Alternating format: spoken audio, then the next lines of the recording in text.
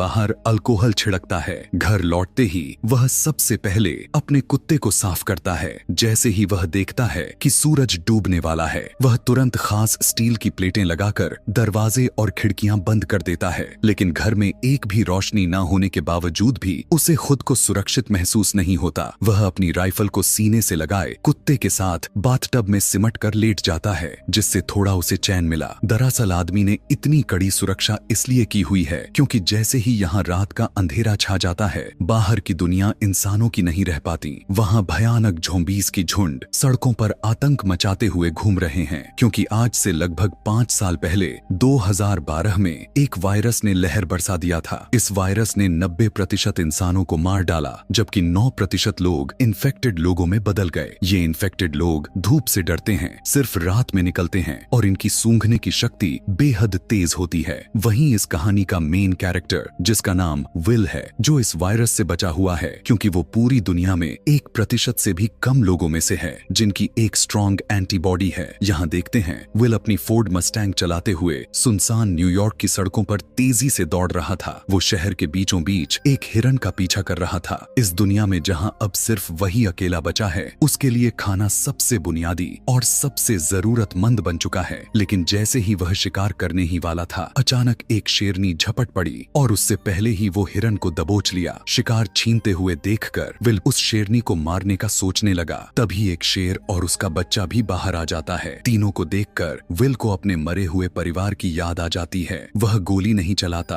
क्योंकि वह जानता है कि शेर नेचर का संतुलन बनाए रखे हैं। बचे हुए लोगों को तलाश में बाहर निकलने से पहले वह अपने अंडरग्राउंड मेडिकल रूम में गया और देखने लगा कि इलाज से म्यूटेंट चूहे सामान्य हुए हैं या नहीं। लेकिन अभी भी उससे कोई भी फर्क नहीं आ रहा था। दरअसल विल काफी इंटेलिजेंट साइंटिस्ट है। उसने वायरस वैक्सीन पर थेरेपी विकसित की हुई थी। जब उसे लगा कि आज का दिन निराशाजनक है, तभी उसने देखा कि एक म्यूटेंट चूहे में अब हमला करने की ताकत नहीं रही। इससे उसे अंदाजा हुआ कि चूहा धीरे धीरे नॉर्मल होते जा रहा है। अगर यह चूहे पर किया गया एक्सपेरिमेंट सक्सेसफुल रहा तो वह उन इन्फेक्टेड लोगों को भी नॉर्मल इंसानों में बदल सकता है। दिन के टाइम बचे हुए लोगों और इन्फेक्टेड लोगों की ठिकानों को तलाश के लिए हर रोज सुबह ठीक 8 बजे घर से निकलता रहता है। वह हर दिन गाड़ी चलाकर वीडियो स्टोर जाता है, वहां से सीडी बदलता है, पहले से रखे गए डमी लोगों से हालचाल पूछता है। यह देखकर कोई कल्पना भी नहीं कर सकता है कि कोई इंसान कितना अकेला हो सकता है कि उसे पुतलों को दोस्त बनाना पड़ जाए। वह अपने द्वारा गए हुए हर जगह के नक्शे पर मार्क लगाता है और हर जगहों से खाना और जरूरी सामान इकट्ठा करता है। अन्य बचे हुए लोगों की तलाश में वह हर दिन ठीक दोपहर 12 बजे रेडियो पर कॉल करता है और चमत्कार की उम्मीद में गाड़ी चलाते हुए लेक के पास पहुंचता है। लेकिन इसी तरह से करते हुए पूरे 3 साल बीत गए। उसे कभी कोई जवाब नहीं आया। अपने अकेलेपन को कम करने के लिए विल इंटरप्राइज एयर कैरियर पर जाता है और एक विमान पर खड़े होकर खेलता रहता है। लेकिन इसी दौरान उसके कुत्ते ने कुछ अजीब सा महसूस किया। दूर कहीं हलचल हो रही थी। विल तुरंत अपने राइफल उठाकर स्कोप से देखने लगा। पता चला कि वह एक हिरन है। वो बिना देर किए कुत्ते को लेकर शिकार पर निकल पड़ता है। लेकिन तभी अचानक से एक बुरी घटना घट गई। हिरन इधर उधर भागते भागते गलती से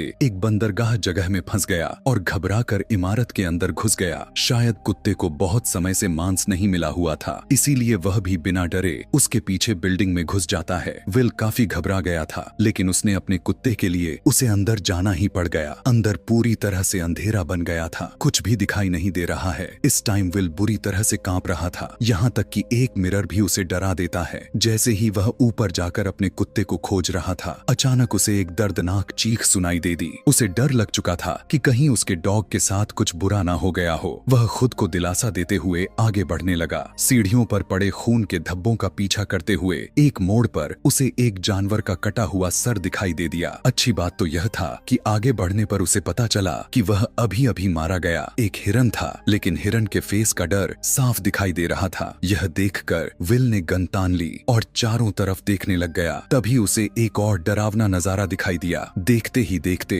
इन्फेक्टेड लोगों का एक झुंड उससे 5 मीटर से भी कम दूरी पर था। विल को अपने कुत्ते के लिए हिम्मत जुटाकर अंदर जाना पड़ा। आखिरकार उसे एक मेज के नीचे उसका डॉग मिल जाता है, जो बेहद डरा हुआ लग रहा था। जैसे ही वह आगे बढ़कर अपने डॉग को पुकारने वाला था, डॉग की निगाहें सीधे विल की पीठ के पीछे टिक गई। यहाँ पर विल को कुछ महसूस होने लग गया। जैसे ही उसने पीछे मुड़कर देखा, एक भयानक दृश्य सामने आ गया। विल अपने कुत्ते के साथ पागलों की तरह बाहर की तरफ भागने लग गए, लेकिन आखिरकार वह उन इन्फेक्टेड लोगों के हाथों पकड़े गए। लेकिन अच्छी बात तो यह रही, विल समय पर कांच के खिड़की से बाहर कूद गया और जैसे ही उस पर धूप पड़ी तो इन्फेक्टेड इंसान तुरंत जमीन पर तड़पने लगा। इस टाइम जो हुआ था उससे घटना भले ही विल को डरा गया, लेकिन इसी वजह से उसे ठिकाना भी मिल गई। इन ज़ॉम्बीज़ पर इस्तेमाल करने के लिए विल ने बाहर एक जाल बिछाया। उसने अपने ही खून की एक शीशी निकाली और उसे एक बिल्डिंग के दरवाजे पर रख दिया, जबकि खुद बाहर छिपकर बैठ गया। कुछ ही टाइम में कोई इन्फेक्टेड इंसान जाल में फंस गए और जैसे ही जाल सक्रिय हुआ, एक जिंदा ज़ॉम्बी जबरदस्ती बाहर खींच लिया गया। लेकिन तभी एक गुस्से भरी दहाड़ के साथ एक डरावने चेहरे वाला ज़ॉम्बी अचानक बाहर आ गया। ऐसा लग रहा था कि मानो वह तुरंत विल को जिंदा चबा जाना चाहता हो। वह खुद भी नहीं समझ पाया कि यह ज़ॉम्बी इतना गुस्से में आखिर क्यों था। घर लौटने के बाद विल तो बस अब उस लाए हुए इन्फेक्टेड इंसान पर एक्सपेरिमेंट्स करने में लगा रहा। उसे बिल्कुल भी अंदाजा नहीं था कि ये फीमेल ज़ॉम्बी अभी अभी दहाड़ लगा रहे उस ज़ॉम्बी किंग की पत्नी थी और विल के उसे पकड़ लेने से ही ज़ॉम्बी और इंसानों के बीच जंग पूरी तरह से छिड़ गई थी। विल तो इस शहर का इकलौता जिंदा इंसान था, लेकिन उसे हैरानी तब हुई जब उसने देखा कि एक पुतले का सर अचानक हिल गया। और भी डरावनी बात तो यह था कि ये पुतला, जो असल में वीडियो स्टोर के दरवाजे पर होना चाहिए था, वो अचानक कई किलोमीटर दूर कैसे पहुंच गया। इतने में ही विल ने अपनी गन निकालकर उस डमी पर पॉइंट कर लिया, यह सोचकर कि किसी इंसान ने यहाँ पर उस डमी को रखा है ताकि वो विल से बात कर सके। लेकिन उसे आसपास कोई भी इंसान नहीं दिखता, क्योंकि असल में यह एक जाल है जो ज़ॉम्बी किंग ने बदले के लिए बिछाया हुआ था, क्योंकि उसने उसकी पत्नी को पकड़ लिया था। विल जब उस डमी के पास जाकर उसके नीचे पड़े पानी को देखने के लिए जैसे ही झुका तो अचानक से ज़ॉम्बी किंग के द्वारा बिछाया गया जाल में फंस जाता है और विल हवा में लटक गया। विल के सर पर लगी हुई चोट की वजह से वह बेहोश हो चुका था। जब सूरज डूबने वाला था तो विल अपनी अलार्म घड़ी को सुनकर अचानक से उसकी नींद खुला। जैसे ही सूरज की रोशनी खत्म होने ही वाली थी, डरावने ज़ॉम्बीज़ बाहर निकल आते हैं। तभी विल अपने कमर से चाकू निकालता है और घबराते हुए अपने पैरों में बंधी हुई रस्सी को काटता है। लेकिन जैसे ही उसने जमीन पर गिरा, चाकू सीधा उसकी जांघ में घुस गया, जिससे अब और भी ज्यादा मुसीबत बन गया, क्योंकि डूबते सूरज की अंतिम किरण गायब हो रही थी। अगले ही पल विल को कुछ गलत महसूस हुआ। सामने की अंधेरी बिल्डिंग से डरावनी आवाजें आने शुरू हो गए। इतने में ही ज़ॉम्बी किंग सामने आ गया और उसने 3 खूंखार शिकारी छोड़ दिए, लेकिन सूरज की बची हुई कुछ किरणों की वजह से वे उस तक नहीं पहुंच सकते थे। पर जैसे ही कुछ मिनटों के बाद सूरज पूरी तरह से डूबा